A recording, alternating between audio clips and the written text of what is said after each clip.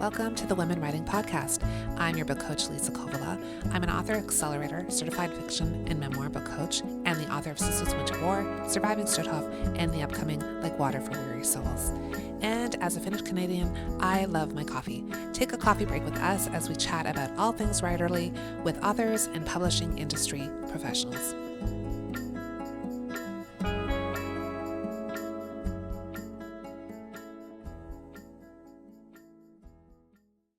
On today's episode of Women Writing, I'm having a coffee break with Merilyn Simonds.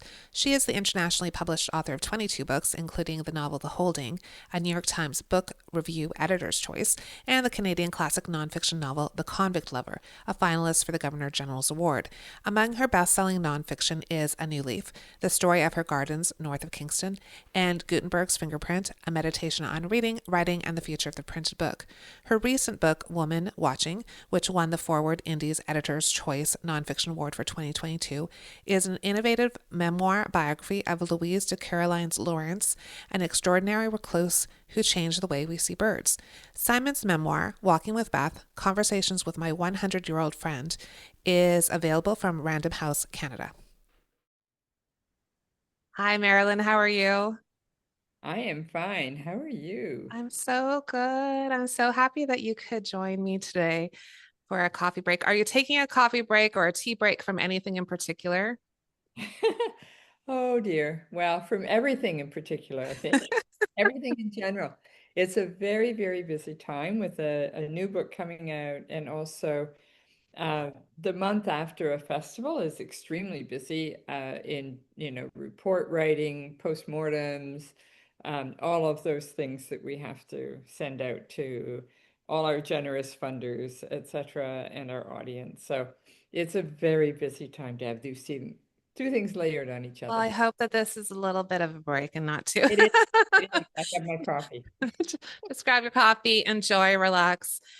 So actually, I'd love to talk about the Kingston Writers Fest, which I was so privileged to attend with and do a class with Caroline Topperman, and it was just so delightful. Everything about the festival was wonderful. And we're about to have our Wordstock Literary Festival here in October, in a couple weeks. I love And Woodstock.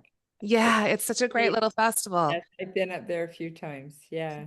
It's a great festival, and we had a little bit of a glitch in the spring, and it wasn't going to go forward, and there was going to be a vote about canceling and disbanding the organization, and we have banded together, and we are going forward with sort of a version of it.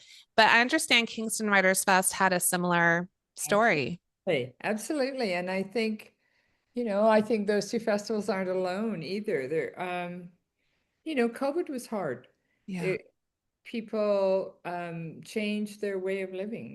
They hunkered down, isolated, thank goodness, in order to, get through the pandemic.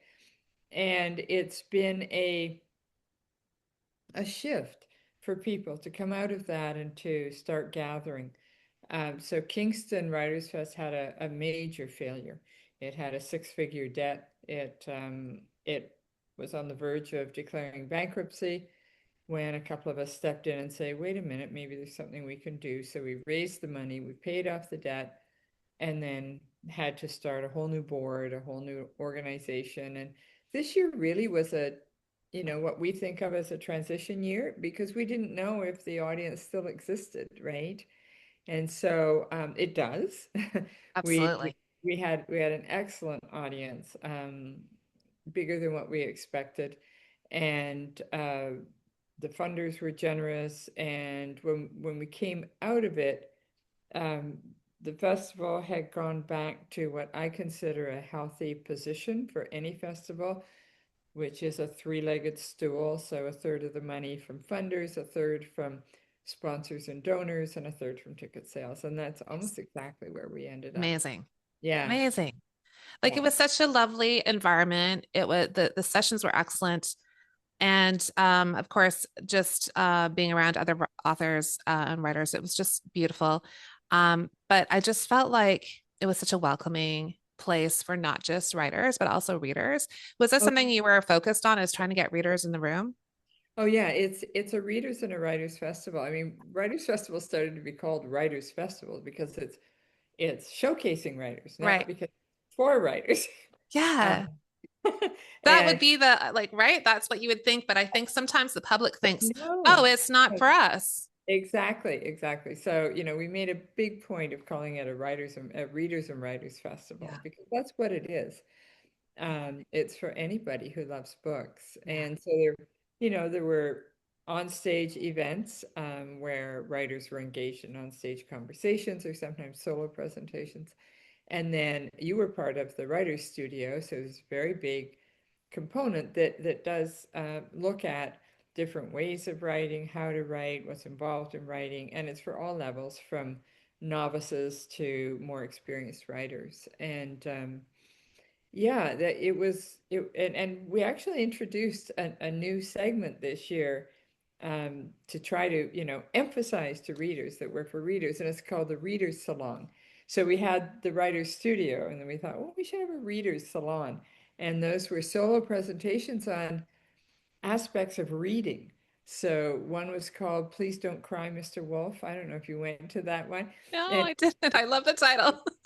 it was about translation. Well, Please Don't Cry, Mr. Wolf is the translation of a Farley Mowat book, which I can't remember the English I'll, title at the moment. no, that's Jack London. I was Russian, thinking, the translation in Russian is so hilarious. Please don't cry, Mr. Wolf.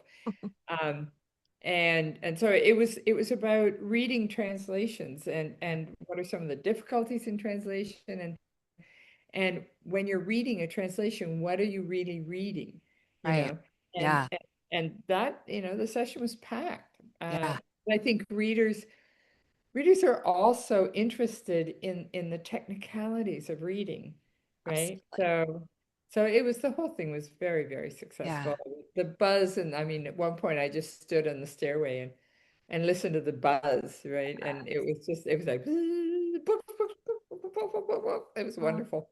there's nothing like being in a room like that. It and in a space like that, because like you say, when COVID hit, we were you know, going online and doing the Zooms. And of course, I'm grateful for those things because we can access, webinars and sessions and all kinds of things all over the world. Like it's wonderful. Like I can have this Zoom conversation with you.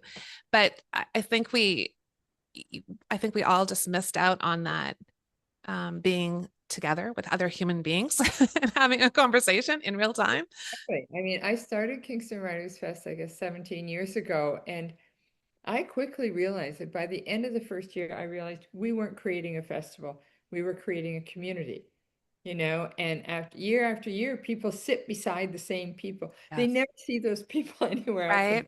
life, but they come to Writers Fest and they're sitting beside them and they talk about books, right? Yeah. It's a community of people who love ideas and language, and it's really special. And I'm so glad that Wordstock was rescued. I'm so glad that Kingston Writers Fest was rescued because, you know, they went through hard times and they exist again, and Yes. that's just a wonderful thing. It is. And I think there are festivals across the country that are finding challenges, not just writing, but all kinds of festivals. And Oh, the fact absolutely. that folks are, coming forward and supporting them, sponsoring them, and attending them, right? Like that's a key Well, that's thing.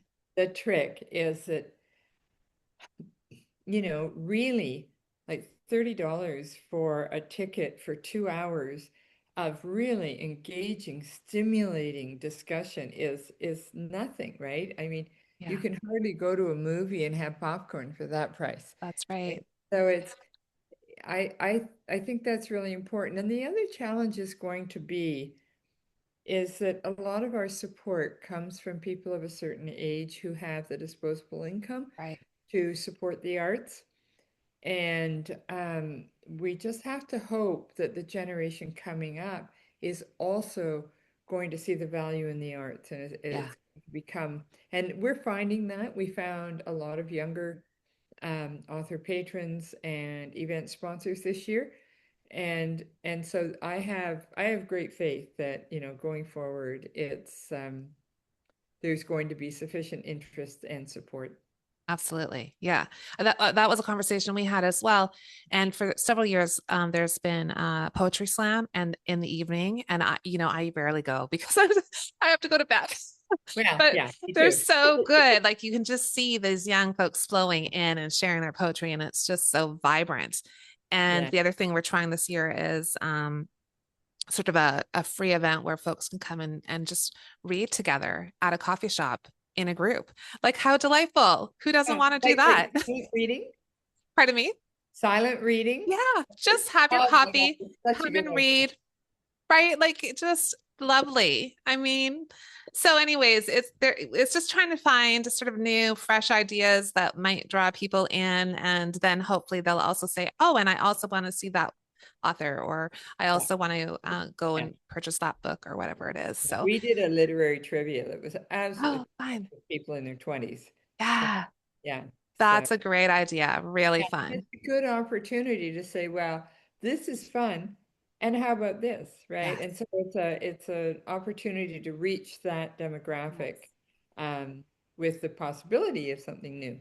Exactly. And that I think sometimes it's that little invitation that says, you are welcome to this, Exactly. right? You came to this, and now also this other Yeah, thing is going to be. And exactly. then people think, oh, yeah, okay, maybe I will do that. Like, Yeah. I don't know what the block is sometimes about not feeling like something's for you.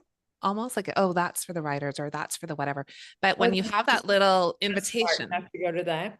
yeah, right? That's what some people feel, and it's just, oh, it's just not true. I mean, books Hmm. are books. I'm not an elitist No, around books, you know. I mean, we had events on mystery, on all kinds of every kind of book you can think of. yeah, absolutely.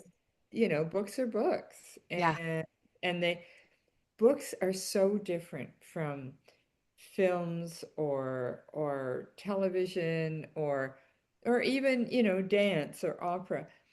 Books are a private experience, yeah. right? And so I think there's a bit of resistance to going out and being public with books. Mm. But there's something very special about talking about books and the themes, and it enriches your own appreciation of books, and it also creates, a wish list for your winter reading, right? I mean, it's that, 100%. yeah. Yes, I kind of swore to myself I wouldn't buy too many books when I came to the festival, and then of course Yeah, of course you you do. can't not. But that's great because I have just been devouring them, and they've been just beautiful. Um, and I do want to talk about your most recent book, which is Walking with Beth: Conversations with My 100-Year-Old Friend, which I read as soon as I got home from the festival, and and I think I mentioned to you that I'm a fairly fast reader, but I didn't read this quickly. I just Mm. uh, fell into it and let it bring me along. And it was just so beautiful and thought provoking and made me think about all the relationships I've had with extraordinary women over my life. And I've spent quite a lot of time um, with women. That were, depending on my age, like, 20, 30 years older than I was. Um, and I always valued that. And I always knew I was learning from that. But reading this made me think back on those moments and just treasure them even more.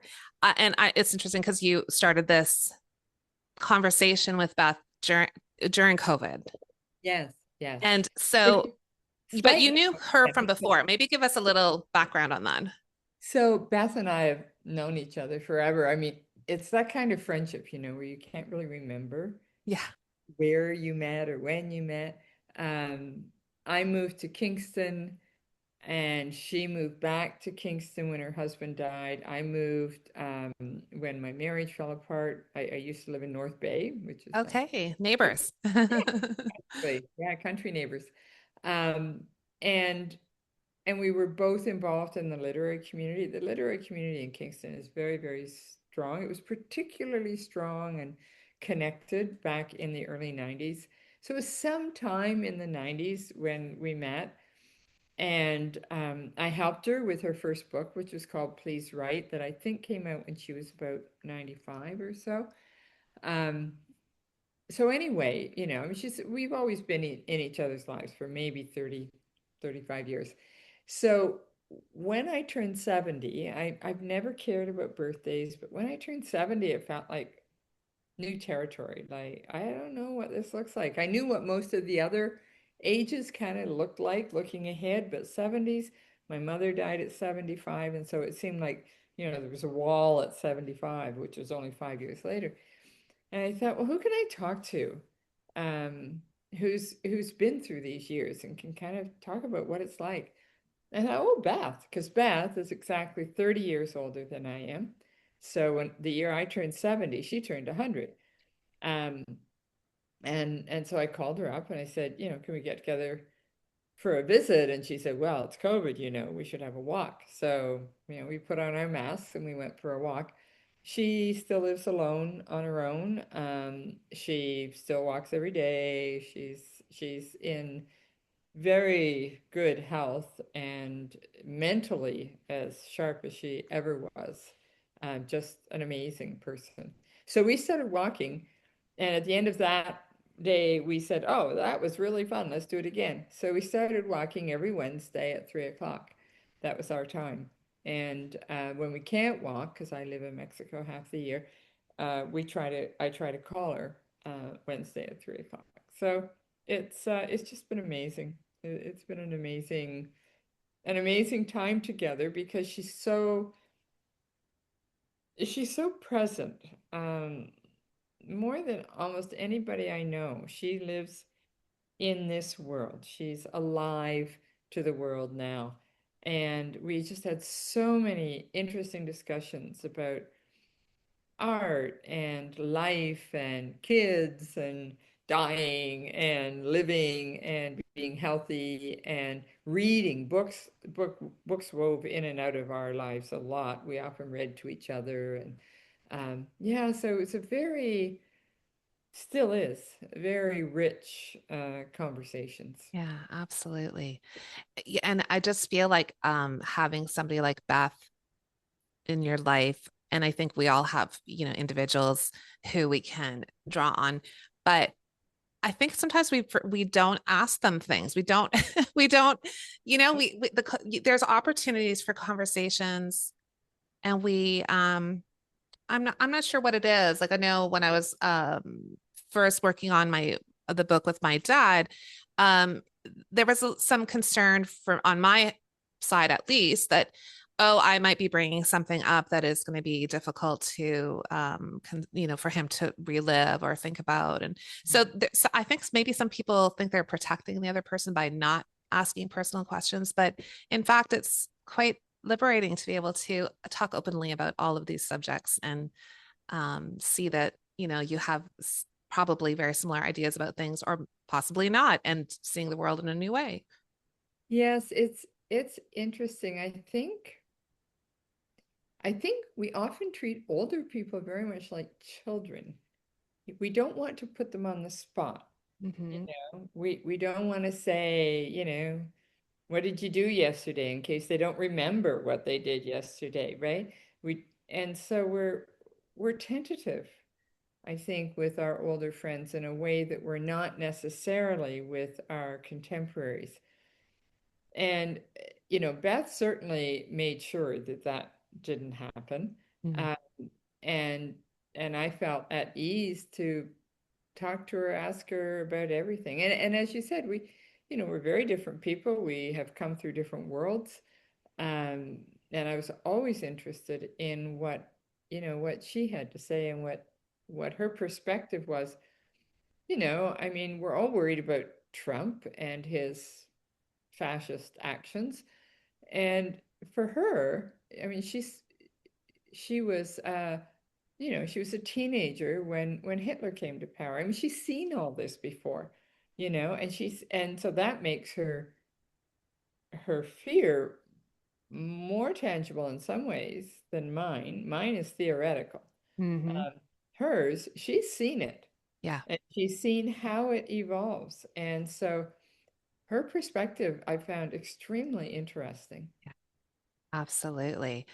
I'm just wondering if she feels that, I mean, I think there's a certain amount of fear that comes with all that's going on, if especially if you've kind of experienced those things in the past. But she has also seen the tide turn as well, Yes. and the positive aspects of human nature and all of those things. So does that give you hope, or do you feel like, Yes, I think she's a realist. yeah, She's very much a realist. She knows the dangers. right, She knows what it would take to turn it around. yeah, At the moment, we're not seeing that. You mm, know, we're not seeing that yet. But, she knows it can happen. And she has a very um innately positive view of human nature, as do I. We're both kind of glass half full kind of people. Um, and she deals with that kind of fear in a very interesting and effective way. If she starts to think too much about the negative possibilities, she just says to herself, don't go there.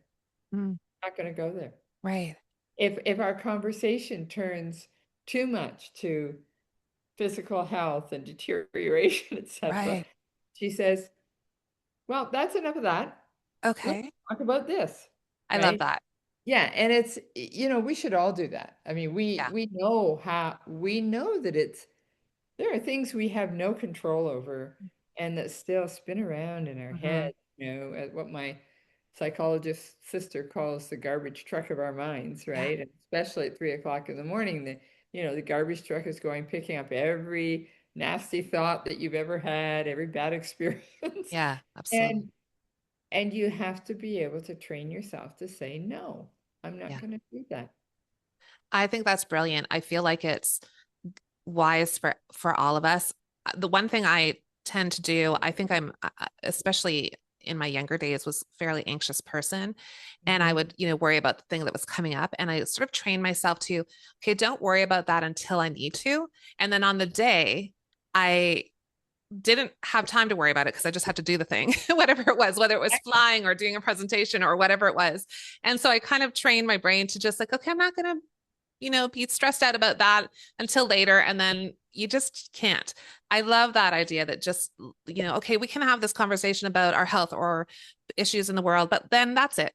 We can stop and go on to something more positive and, not sink into the depths of that because we can help each other spiral. I think when we have Oh, conversations yeah, that are we negative. can. We can push each other down into that black hole. Yeah. And for me, when I'm anxious about something, doing something like, an interview or an on-stage thing or Mm, whatever, I just say to myself, that's an hour out of your life. right. You have a very long life. It's Yes. just an hour, Yes. right? And it Yes. kind of puts it in perspective, right? It's not this huge, big thing that's going to change your life.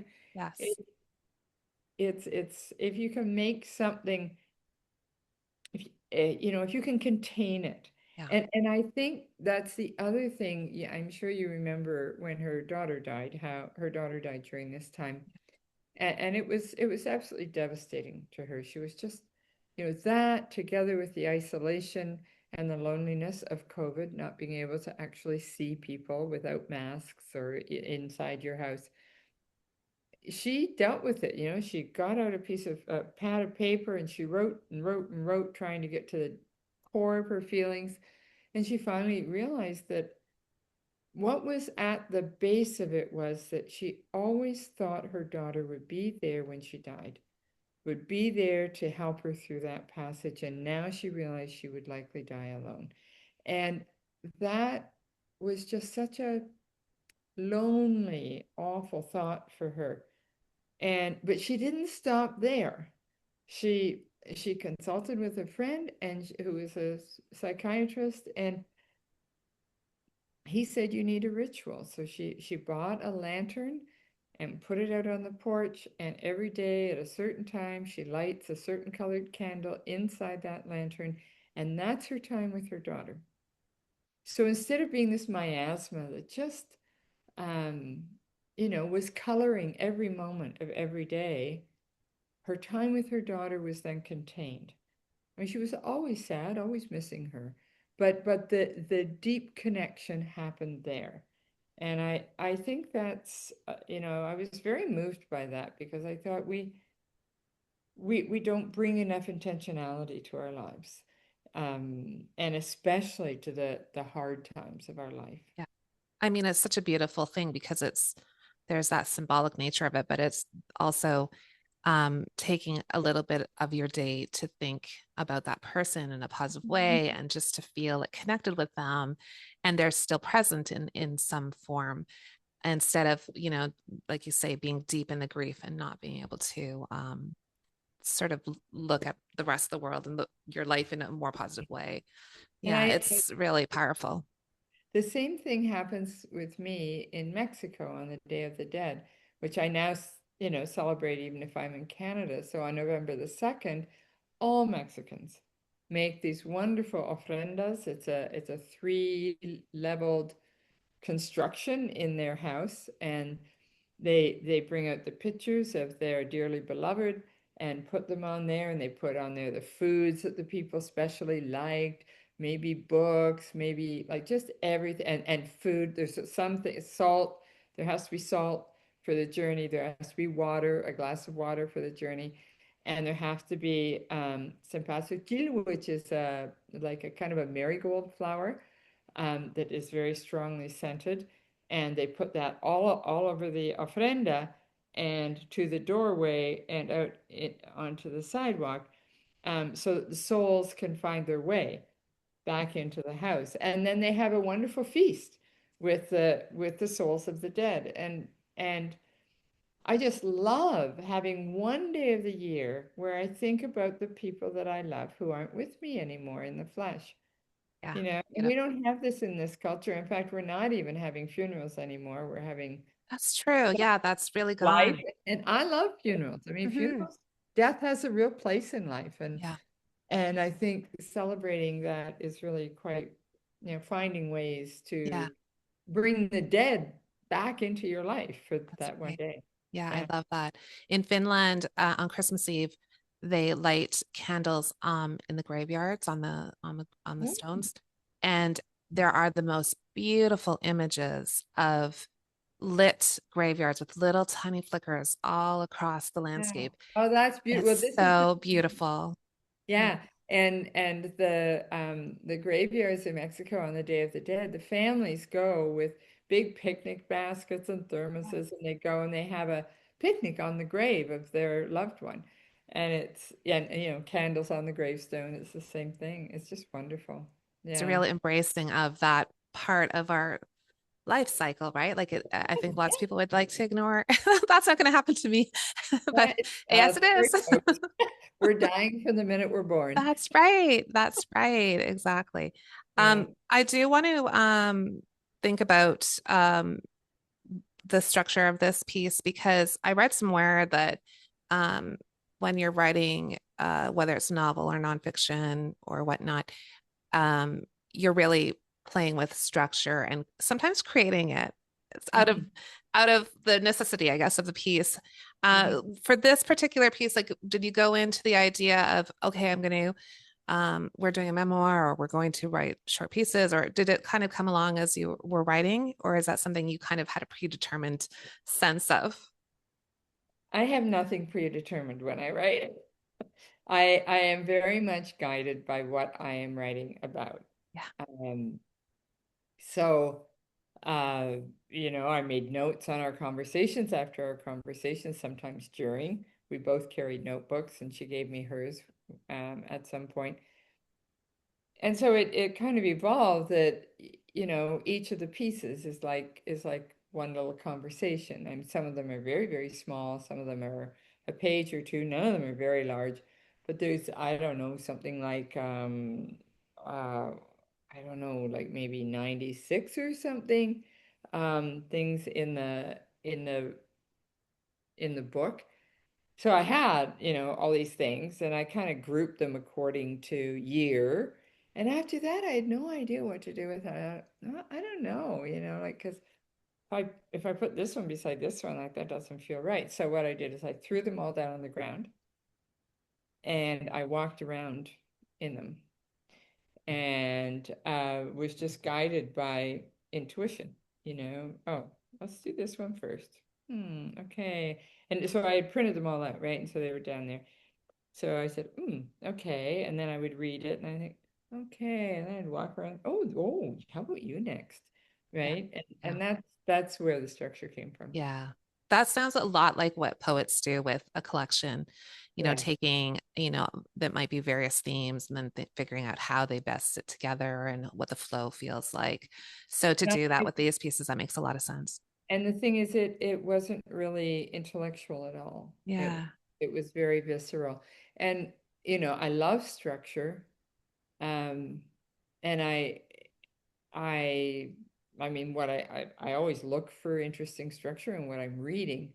And for my own work, the structure just evolves out of the material. Yeah. It's never conscious, it's never imposed. Yeah. Right. Well, that's really freeing because one of the writers I work with often it's a conversation we have early on about structure.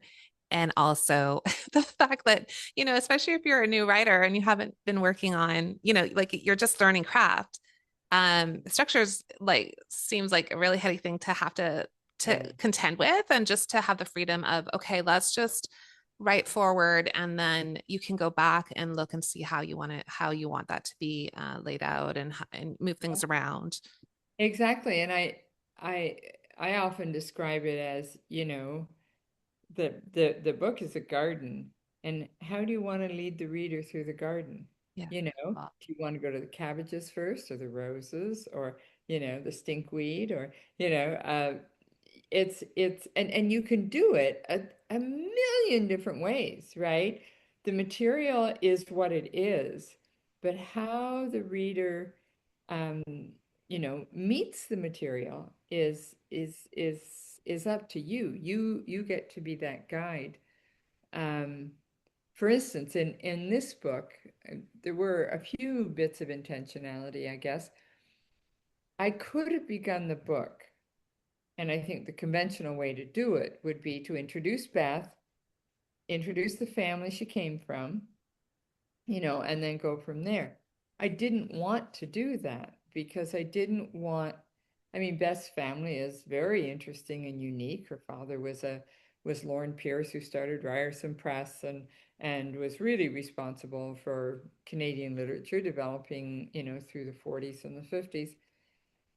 And her mother was an important collector of glass, and her aunt was a really famous suffragette. I didn't want people to know Beth according to her family. And it was a family of some privilege, I didn't want them to know her in that way. I wanted them to know Beth. yeah. It's like The meeting person you somebody in the walk with. street, right? Yeah. You're the neighbor, She's just a person. yeah, She's achieved quite a longer life than most of us are probably going to live, and that's interesting. And then down the road, you can meet her family right. and Yeah. see what the impact of growing up in that family might be. Yeah. Yeah, I love that because I felt like I didn't know who she was when I started reading, um, and you fall in love with her, and then later you learn some other things about her family and her background, and like what's important here is who she is as a human being, that's and right. those circumstances are interesting and fascinating even. But I agree, if you had started with that information, it might have tainted the way we see her initially. It would take maybe a little bit longer to warm up because we're thinking, oh, well, we might bring our own biases to it. Right. And especially for women, I think we tend to identify ourselves as a daughter, a mother, a grandmother. We have all these roles that we play. And so we're identified by the roles instead of for who we are, right? Marilyn and Lisa, Yeah. right? Um, and I feel it's really important to get to know that. On the other hand, when I was writing the previous book, um, Woman Watching, Louise de Kiriline Lawrence and the Birds of Pimsey Bay, Louise lived this like larger than life. She lived about 5 lives. So, born, the Queen of Denmark was her godmother. She was born into sort of semi-royalty, and she married a white Russian soldier and fought in the Russian Revolution and ended up in a Bolshevik jail in in Moscow and was a nurse to the famines in Georgia and central Russia, then emigrated to Canada and became a nurse in North Bay area Yeah. and learned how to mush and traveled from house to house with a dog sled. And as it happened, one of the families in her area were the Dion family, so she was the nurse to the Dion quintuplets and blah blah blah. All these big stories. Or the Dion experience was just so horrifying with all the media attention that she built a log cabin in the woods and became a recluse and became a bird researcher for 50 years and completely changed our understanding of birds. Well, I thought if I start with all this big stuff in her life, the birds are going to seem like so anticlimactic. So I started it with the birds. And when I handed him, my editor said, "No, you can't do that." She said, all we see is this recluse in the woods sitting for hours watching birds. We don't understand why that's such an oddity. You have to start with all her big lives and then the recluse, and then that makes it like, oh my God, like what? What Right. is she doing? Oh, Right? And so it was kind of the opposite experience. My instinct wasn't right. And I have heard so many people say how they probably wouldn't have read the book if they'd started in the middle when she, went into the book. interesting. Yes. Yeah, I know. It's That yeah. is fascinating. And that Yeah. comes down to something that you mentioned at the conference.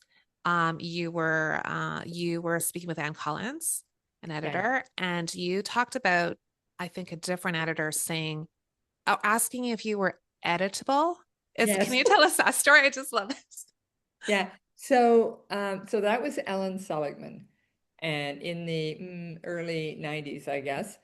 And Ellen Seligman was a force. She was like the top editor in Canada. She was a New York person, Jewish, really hard hitting, really, oh my gosh, she considered herself an reader, right? So her radar and her instinct was amazing. And being edited by Ellen was like going through 299 thesis examinations because every page was analyzed deeply. And so the first book I did with her was called The Lion in the Room Next Door, and there was a lot of interest in it, and so it was auctioned. And there were five in the auction, and I said, "Stop the auction! I hate this. This is not a you know financial decision for me. I want the best editor."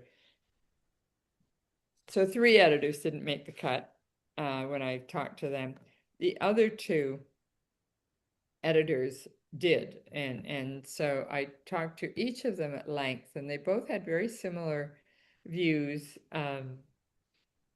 But one of them she was just all over the world all the time. I could hardly ever reach her. But Ellen, I couldn't. Ellen was very deeply interested in the book.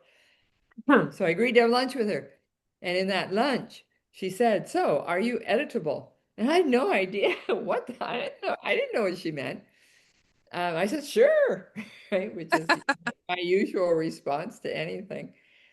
Um, but I understand now what she meant. What she meant is, are you willing to revisit your own text and to think about it in a new way? You know, and we had tremendous discussions, one might say, arguments at time from time to time about things like with my novel, The Holding. She said, the end is wrong. Those two people have to meet each other. They have to have this out between them. The reader needs that.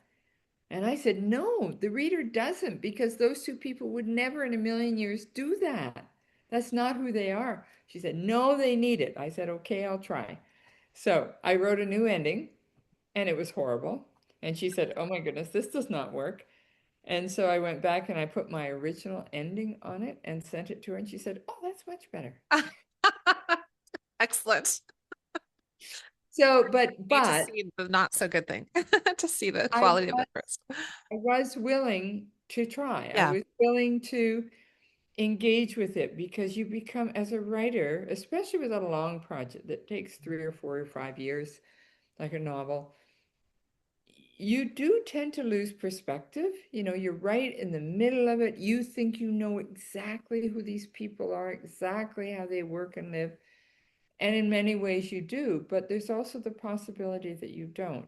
And you don't see the gaps that maybe might make the reader close the book because you haven't provided I always leave lots of room for the reader to move around inside a book. I want the reader to make their own leaps, but sometimes, if you make them leap too far, they won't carry on. They'll fall between the cracks. So I love editors. I respect them. I'm always excited to get to the editorial phase. That's something I also talk about with younger, or I would say newer writers, because it's so very personal when you're starting out writing and you're giving your work to anyone. It's kind of scary and it's so personal feeling, and you put your heart and soul on the page, and somebody's going to say You can get so about defensive. it. You can be defensive. Yeah. Oh, Oh, yeah, I know. yeah. So I mean that just that idea that we need to be open to those conversations. And I do think that they always enrich what you're working on because it makes you pause. It makes you maybe defend something that you feel strongly about, and then okay, maybe that's good. Yeah. And also let go of things and like you say, you don't see things in your own work after drafts and drafts and drafts. You don't really see the holes. And I think what's important is the stage at which you enter the editorial process. So I think a lot of people go into it too early. Mm. They think, oh, well, I'll just hand in now because the editor can fix this. And I think that's a big mistake. I always feel my contract is with the material, and my job is to get it on the page the best I can. And I always do 15 drafts. I try to do fewer, but it always ends up 15 That's drafts. the lucky number right there. I take it as far as I possibly can before anybody reads it. Yeah. Anybody. Okay. Because this has to be my work. It has to be my vision. I don't want to be part of a writing group where somebody says, "Oh, we need more of the father." Right. No, if I don't think you need more of the father, then it's not going to happen. I don't want to have a discussion about my work It's fair. Yeah. until I know what it is, Right. right? Right. And And I then think that so. makes I that think some editorial. people enter into that too early and then get into the habit of being defensive. Right. Okay. Yes. Yeah. Yeah. And that is a worry about writing groups too, is everyone's at such different levels of understanding of craft. And sometimes I'm not sure that the advice given is meant, maybe they mean well, but it could really throw a writer off Oh yeah. and I think I rail the I'm story. I always caution against writers groups Yeah. because I mean everybody means well, but they're not editors, Mhm. right? And That's being it. an editor is a very specific skill. You know, like Ann Collins and Ellen Seligman, they don't give me an opinion about the book. And I think in writers groups, you very often get opinion from one reader, but they're not coming at it from inside the book and what the book needs, right? It's not what I need as a reader. It's what does the book need? I love And that and distinction. it's I've seen a lot of people stalled and put in the wrong direction. Yeah. Um, and it can be very comforting and to talk about writing with other writers, and I think that kind of a writing group is good, but to actually be reading each other's work and giving comment, I think has some serious a serious downside. Yeah, I totally agree with you. And I always I do the same with writers. Is you know, having a group where you can sit and write together and talk about it. And, that's lovely. That's community. That's feeling uplifted. That's Yes. feeling like, oh, other people are doing this too or struggling too. But Yeah. yeah, the words, no, No. keep them to yourself. Stop. No, it's really great.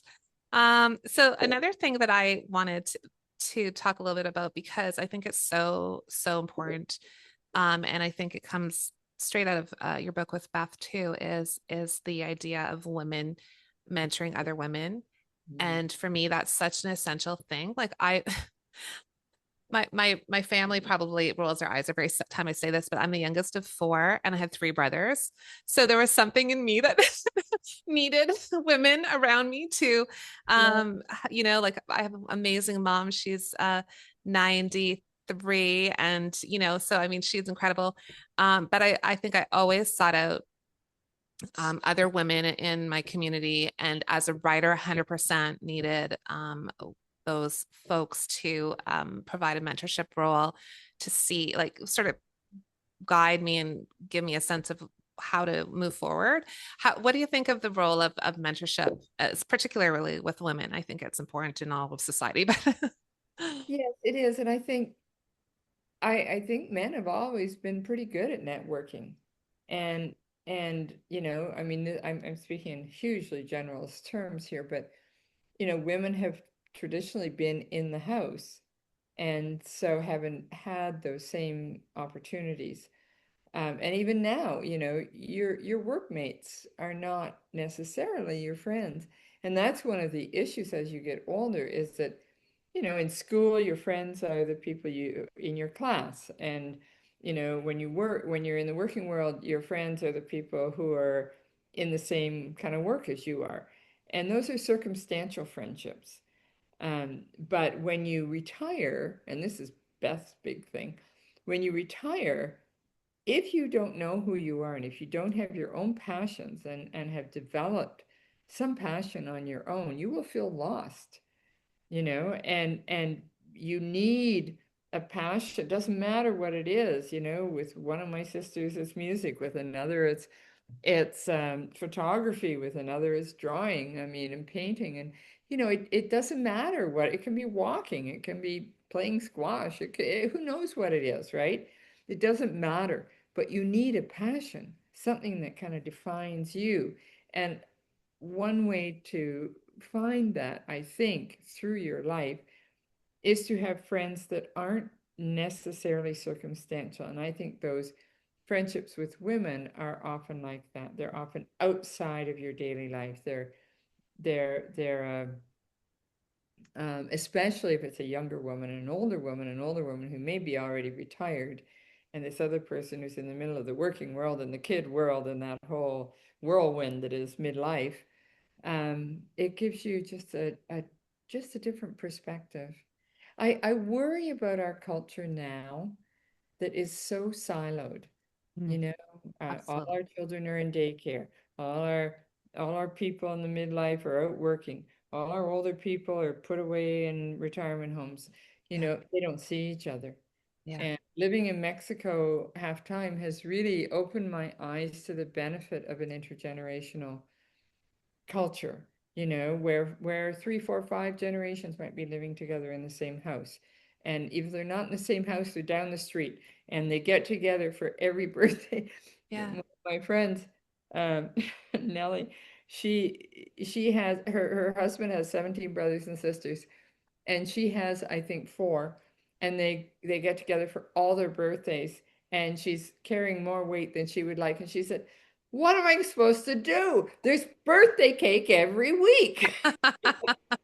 Amazing. Yeah, and I mean, but they everybody, and she showed me pictures of one of their birthday parties, and there was music, everybody was dancing, the teenagers were dancing with the octogenarians. It was fantastic. And I just think we don't provide opportunities for ourselves in North American culture to do that kind of thing. And, you know, many other cultures had it, but once they came to this country, they for some reason lost it or pushed it away or whatever. But I see more of it coming with the younger generation. They really have a desire for it. And so I'm hoping that some of those barriers between different age groups will be breaking down.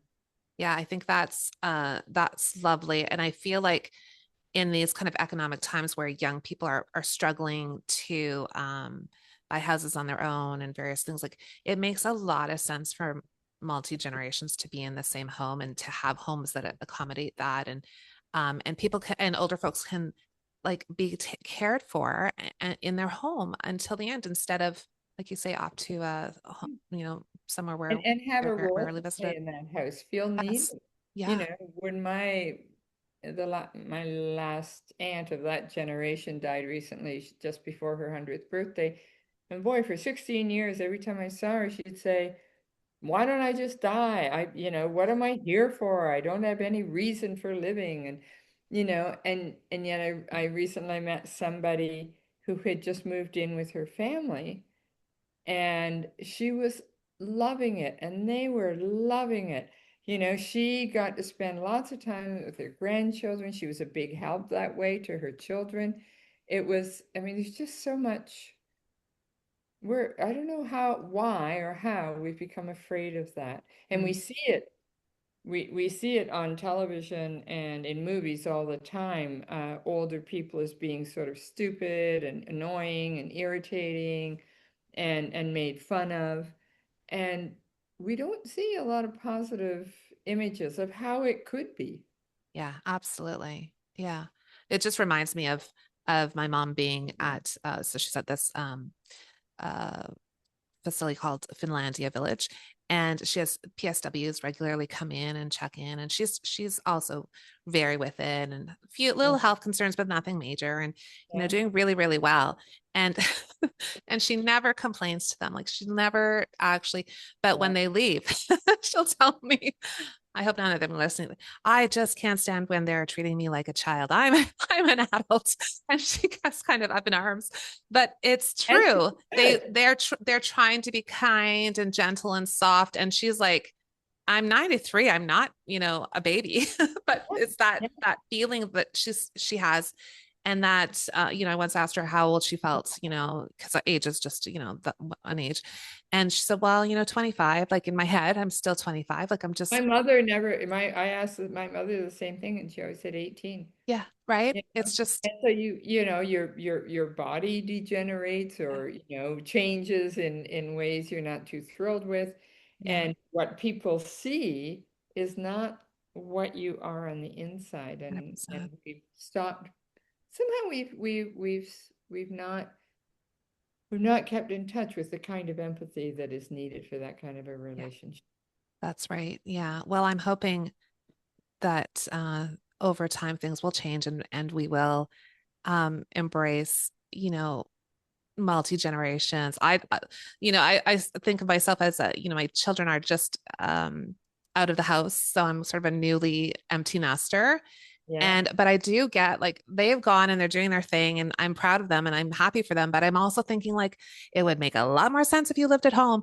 And like and the kind of arguments I had 20 years ago when I thought no, kids should leave the house and they should be independent and all the things because it's good for them. And now I'm thinking, but why? Like they're fine. You don't need to eat. Like we could be here together. They could maybe get themselves on their feet a little bit easier, and uh there would be such a benefit to that, but I And you can't can really still convince them be, of that right now. yeah, yeah.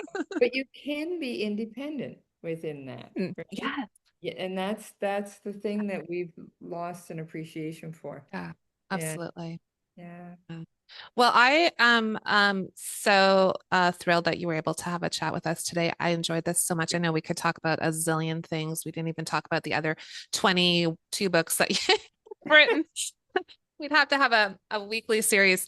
But I'm really, really thrilled that you could join me. And it's just a delight to chat with you. And just to get to know Beth in that little way through your book, I just feel like I admire her and she's so inspiring to me, and as are you. And I just thank you so much for having this conversation today. It was really delightful. Well, and delightful for me too. And I'm really glad that people are meeting Beth in the pages of that book because she is, you know, she is a remarkable person. And, I have lots of invisible friends in books, and Beth can be your new invisible friend. That's right. That's right. Absolutely. Thank you so much, Marilyn. Oh, thank you, Lisa. Do you have writing goals that you want to achieve in 2025? If you need support, encouragement, accountability, and community, join the Women Writing Circle. We meet bi weekly to set writing goals and get pages done. Go to Women Writing on Substack and subscribe. Let's create a little magic this year. Thanks for taking time out of your schedule to have a coffee break with us at Women Writing. Don't forget to subscribe to Women Writing on Substack. If you like this episode, share it with someone who needs a writing break and a little inspiration. Happy writing! Thank you to Michael Jensen for his original music and editing, and to Mia Jensen for the logo design.